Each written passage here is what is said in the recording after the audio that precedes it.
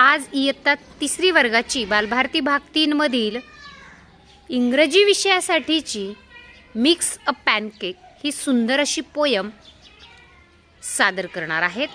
त्यामध्ये विषय मित्राच्या वर्गमित्राच्या भूमिकेमध्ये आहेत इयत्ता 4थी वर्गाचे विद्यार्थी आणि त्यांचा ऐकून पाहून गाणार आहेत वर्ग 3रीचे विद्यार्थी।